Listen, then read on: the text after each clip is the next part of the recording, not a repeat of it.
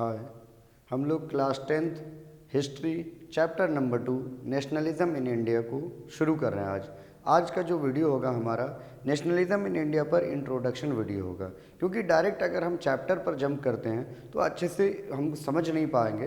तो आज हम उससे पहले की चीज़ों को समझेंगे, क्योंकि इस चैप्टर में 1915 के बाद से नेशनल मूवमेंट के बारे में दिया हुआ और ऑलमोस्ट आज़ादी के बाद। तो 1915 से पहले क्या हुआ, इन सब चीज़ों को एक थोड़ा बहुत हम समरी में देखने की कोशिश करते हैं। 10 से 15 मिनट का हमारा ये वीडियो होगा, उससे ज़्यादा नहीं होगा। तो देखिए, चैप्टर का नाम क्या है? Nationalism in India.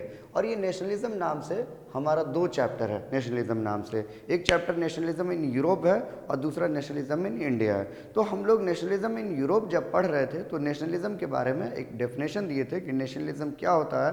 Nationalism feeling of oneness और कॉमननेस, किसी एक जोग्राफिकल टेरिटरीज में जो लोग रह रहे हैं उन लोगों के बीच फीलिंग ऑफ वननेस और कॉमननेस जो डेवलप्ड होता है, उसी को हम क्या कहते हैं? नेशनलिज्म कहते हैं। तो हम वहाँ पर देखे, फ्रांस में लोग एकजुट हो गए और वहाँ के राजा के खिलाफ जो है बगावत कर दिए और एक जैसी एडमिनिस्ट्रेशन ये सब चीज़ बनाए और एक जैसी कानून, एक फीलिंग ऑफ वननेस और कॉमननेस को डेवलप करने की कोशिश की गई। वैसे ही हम लोग देखते हैं इटली में, जर्मनी में। इटली यूनिफिकेशन होता है, जर्मनी यूनिफिकेशन होता है, बाहरी हुकूमत को हरा दी जाती है और पूरे इटली पर एक राजा का कानून बनता है और एक जैसी एडमिनिस्ट्रेशन वगैरह बनाने की कोशिश करती है। इटली को एक करने की, यूनिफाई करने की कोशिश करती है और उसमें लोग बढ़ चढ़ करके हिस्सा लेते हैं। वैसे ही जर्मनी में भी हुआ, ब्रिटेन में भी हुआ और ग्रीस वॉर ऑफ इंडिपेंडेंस में भी ऑटोमन एम्पायर के खिलाफ जो है बगावत करते हैं। तो इस चैप्टर में जो हम देखें कि कैसे यूरोप में नेशनलिज्म जो है वो फैला और जो है कैसे कैसे सभी जो है वो बाहरी हुकूमत के खिलाफ एकजुट हो गए और नेशनलिज्म जो है वो फैला। अब हम लोग इंडिया में देखने की कोशिश करेंगे तो इंडिया में जो नेशनलिज्म था वो कॉलोनियल हुकूमत के खिलाफ था, अंग्रेज़ी हुकूमत के खिलाफ। लोग इंडिया में एकजुट हो गए और अंग्रेज़ी हुकूमत से जो है आज़ादी के लिए डिमांड करने लगे। सभी लोगों का कॉमन एनिमी कौन था? अंग्रेज़ था। इसीलिए सब लोग एकजुट हो गए और अंग्रेज़ों के खिलाफ एकजुट हुए और उस तरीके से लोगों में एक फीलिंग ऑफ वननेस, कॉमननेस ये सब डेवलप्ड हो गया। कॉमन एनिमी के खिलाफ लोग एकजुट हुए। तो देखिए, अब कैसे जो है अंग्रेज़ आया और कैसे कैसे नेशनल मूवमेंट शुरू हुआ, तो उसको थोड़ा बहुत हम दिखाते हैं। देखिए, ब्रिटिशियर्स इंडिया पर कब्जा करना शुरू कर दिए 1757 से। 1757 में बैटल ऑफ प्लासी हुआ। बैटल ऑफ प्लासी में बंगाल पर जो है अंग्रेज़ों ने कब्जा करना शुरू किया और 1757 से 1857 तक आते आते जो है अंग्रेज़ों ने ऑलमोस्ट पूरे भारत पर कब्जा कर चुका था।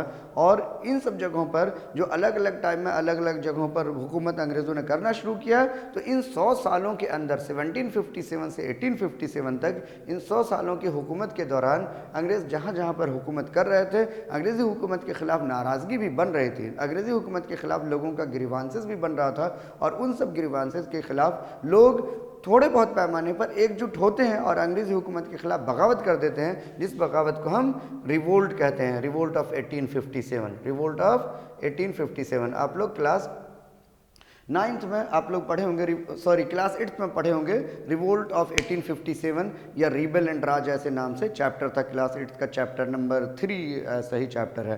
तो ये होता क्या, रिवोल्ट ऑफ 1857? यहाँ के कुछ लोग जो है अंग्रेज़ी हुकूमत के खिलाफ बगावत कर देते हैं और यहाँ हिस्टोरियन लोग इसको कहते हैं फर्स्ट वॉर ऑफ इंडिपेंडेंस। मतलब अंग्रेज़ों के खिलाफ आज़ादी की यहाँ के लोगों की पहली लड़ाई थी। मतलब अंग्रेज़ी हुकूमत के खिलाफ लोग कहीं ना कहीं लड़ रहे हैं। बहुत सभी लोग यहाँ पर उस पैमाने पर, उस लेवल पर एकजुट नहीं हुए थे, लेकिन कहीं ना कहीं बहुत सारे लोग एकजुट होकर के अंग्रेज़ी हुकूमत के खिलाफ बगावत कर देते हैं और जो है उनसे आज़ादी चाहते हैं। उस अंग्रेज़ी हुकूमत को ख़त्म करने की वो लोग कोशिश करते हैं। फिर हम लोग देखते हैं कि 1857 में 1857 का जो बगावत हुआ या रिवोल्ट हुआ वो कामयाब नहीं हो पाता है, वो फेल हो जाता है और अंग्रेज़ दोबारा इंडिया पर कब्जा कर लेते हैं। लेकिन 1857 के रिवोल्ट के फेल होने के टाइम में जो सबसे ज़्यादा जो है कमी खली यहाँ के लोगों को, वो कोई कॉमन लीडर नहीं होना और इंडिया के सभी लोगों का एकजुट नहीं होना और कोई बड़ा प्लेटफॉर्म नहीं होना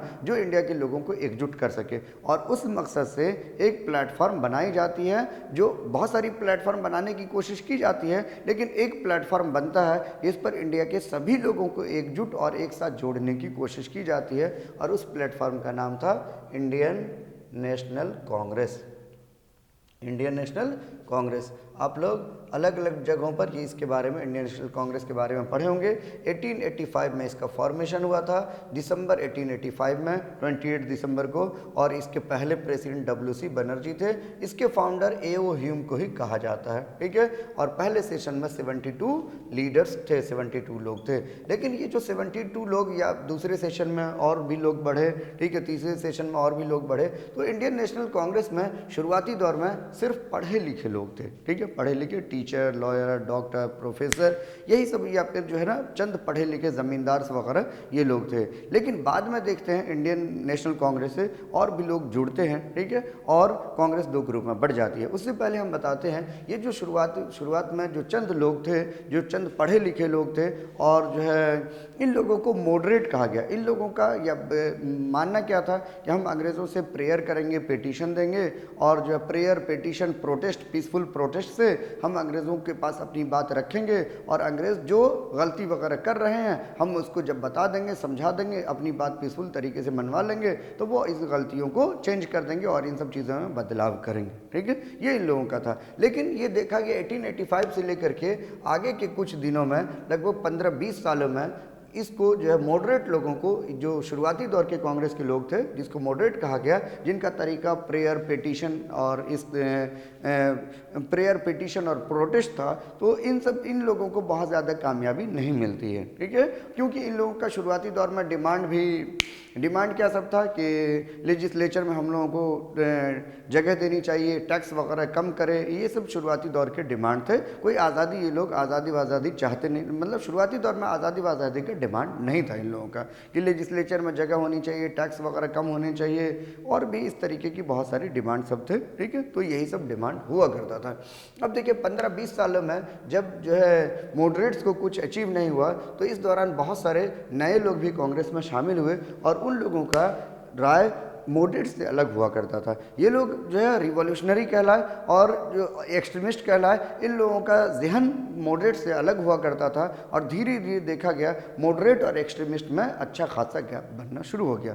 और फाइनली जब बंगाल का पार्टीशन होता है, स्वदेशी मूवमेंट होता है, तो बंगाल के पार्टीशन और स्वदेशी मूवमेंट के स्ट्रेटजीज को लेकर के जो है मॉडरेट और एक्सट्रीमिस्ट में स्प्लिट आ जाता है। मॉडरेट और एक्सट्रीमिस्ट जनरली आमने सामने होते हैं, और फाइनली जो है ये स्प्लिट 1907 का कांग्रेस का सेशन जो होता है, 1907 का कांग्रेस सेशन में स्प्लिट आ जाता है।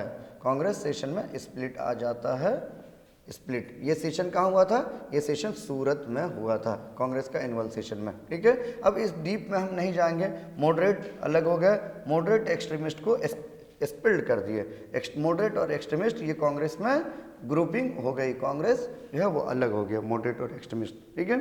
अब देखते हैं ये कब हुआ, 1907 में। इस टाइम से लेकर के और फिर हम 1914 और 15 तक देखते हैं कि दोनों अलग अलग जो है वो अपना नेशनल मूवमेंट के लिए अलग अलग स्ट्रेटजी तैयार कर रहे हैं, और अलग अलग तरीके से, और कोई बहुत बड़ा कोई एक्टिविटीज़ या मूवमेंट होता भी नहीं है। देखते हैं कांग्रेस के अंदर ही फूट पड़ चुकी है। और फिर फाइनली 1916 के लखनऊ सेशन में क्या होता है, 1916 के लखनऊ सेशन में ये रीयूनाइट होते हैं। क्या होते हैं? रीयूनाइट होते हैं मॉडरेट और एक्सट्रीमिस्ट, और ये रीयूनाइट करने में एनी बेसेंट